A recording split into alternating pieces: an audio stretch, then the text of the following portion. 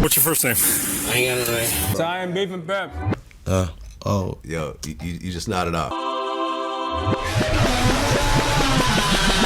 FBG Butta, a well-known figure in the drill chronicle, best known for his work in the street and Marvel-like duo, him and Lil J, nicknamed Chiraq's Wolverine. And lastly, his close relationship with female assassin killer K.I. But recently, his mental state and life choices have been destroying everything he's built up. Let's analyze. Before drill became the mainstream spectacle it is today, spawning variations of itself across the globe, there was Raheem Wilton, aka FBG Butta, a young man on the south side of Chicago just trying to make it and enjoy his everyday life with his loved ones and friends. But like many that grew up on the south side of Chicago, a boy has to grow up fast, and a man gotta get to his paper, leading many to join or form gangs from the existing friend groups, blocks, or sets. Without going into too much detail, Butta found himself aligned with the STL side of things and reps Tuckerville in honor of his fallen friend. Amid the rapid increase of gang violence, some decided to put these tragedies and losses on wax, and the rest is history. And this is where our friend Butta comes into the mix. While most of his crowd rapped, Butta would more or less play his role in the background as an enforcer and overall getting to his money. However, he deemed fit in the streets, supporting his friends' dreams, but not seeing rap in the cards for himself. Fast forward from the fun days of antagonizing the opposition on tape, house parties, and semi-friendly fades ending in no bloodshed, but maybe a bit of lost pride. Things would take a turn as the scene cooked up, and Butta would feel that heat. Losing many friends, and eventually facing losing his own life in more than one way. Settled with the current situation, 2 dead, 2 in jail, and falling out with his co-defendant and best friend. Now faced with a decision to make, and only Butta knows what he chose, and seeming backlash from his choices. But Butta isn't the only one to receive initial backlash. Oh, you kissed the man! My homies are... Whether it was Lil J exposing a snake or him just desperately trying to hide his own allegations, Butta would be deemed a snitch, labeled after his favorite meal, Italian beef and Pepsi. With Lil J claiming that's all it took for Butta to fold on his day one in the interrogation room. And once Lil J saw that combo, he knew Butta snitched and he was cooked. Butta claims the aforementioned. Lil J is trying to use this as a cover-up for his own allegations with transmissions in the county.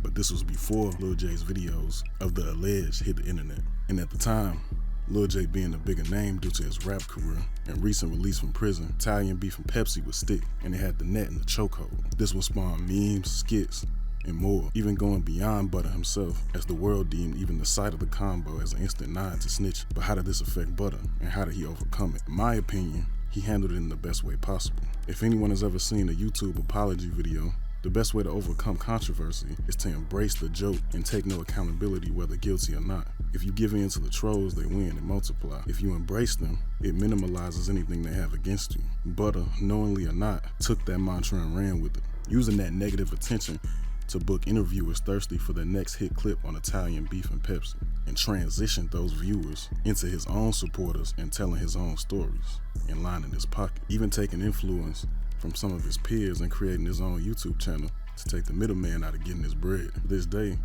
we don't know what went on in that interrogation room, but because of it, Butta solidified his name in drill culture, creating his own lane to feed his family, and seemingly removed himself from the dogma of the streets. To that, I can salute. And that's where the story should have ended. Happy ending, the end. A man left the streets, took his losses, bettered himself, and moved on. But that's not how things turned out. But after getting chance after chance, it's not looking good for today's Butta. I said I don't gangbang no more. Y'all gotta put on with that. Broke gangbanging, ain't got no money. Y'all don't take care of y'all kids out here. After denouncing his gang affiliation, claiming this as a fresh start to focus on his family, Butta would be arrested for violating his house arrest agreement by staying at an unauthorized location. I was just in the risk of losing my daughter to the system and everything. This altercation would produce a heart-throbbing clip. What you doing upstairs? I'll talk to you in a second. Put your foot. Leading anyone to feel bad for Butta. Then later again, end up seemingly back on his choice of drug and nodding off in high-profile interviews, making himself look like a fool. He's been on a back-to-back run, destroying everything he's built up, squandering all of his opportunities, and seemingly forgetting everything he denounced, falling back into old ways and habits, even hanging with some of his old friends he shouldn't be associated with.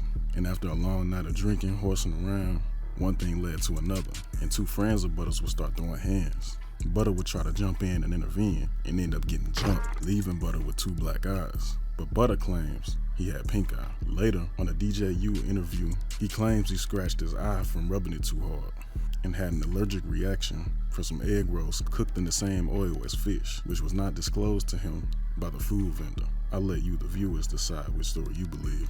After all of this, you would think Butta would sit down and recover. No, Butta has other plans. On a recent late night, police would attempt to pull over an erratic driver. This would be our friend Butta. He would decide he's got that wheel and take them on a chase, leading him to crash into a wall. And he would top it with getting out and running on foot, eventually getting taken down by officers only 1 mile outside of the jurisdiction of his immunity. In his vehicle, the police would find 2 firearms along with the female passenger, with the officers and local news knowing exactly who Butta is. The news clip would go viral as a high-profile witness just crashed out. And that brings us to the present, where Butta resides in jail, a place it seems he just can't stay away from, chance after chance. FBG Butta, what you on, gang? I ain't no shit, man. Unfortunately, I ain't crying today, so I ain't emotionally scarred at this point, you know? Man, even though I found out my other rap, she the told on a nigga, man. Told her she got a 11-page statement in this bitch. I say shit. There ain't even that much to talk about on Zaza. This whole, when that bitch lied about everything. On the phone, bitch, put some noodles on you right now. Front of them already want to beat you. Do it. I'm Tuka, do it. Okay. Do it right now. Bitch ass nigga. Do it, gang. Put the noodles up on Kyra. I put 10 on you right now in the world to get you killed. Bro. You sitting at DJU, I'm like, I'm to get you now. You talk too much. Hold up. Hold on. Hey, you asked for the die boy. Hold on. It's going Thank too you far. for using Global Telling. Nigga, hey, put some money on this nigga phone. Shorty scary as hell. Somebody knocking? Oh, on the phone. I'll show us on the who is it? Still making poor decisions. I still hope he would better himself and get his life together, but it seems like he just doesn't want to do that. But maybe, and hopefully, a small stint in prison will nail this into his head that that's just not a place he wants to be, and he can get out and become that family-oriented man that he claims he wants to be and leave the streets alone.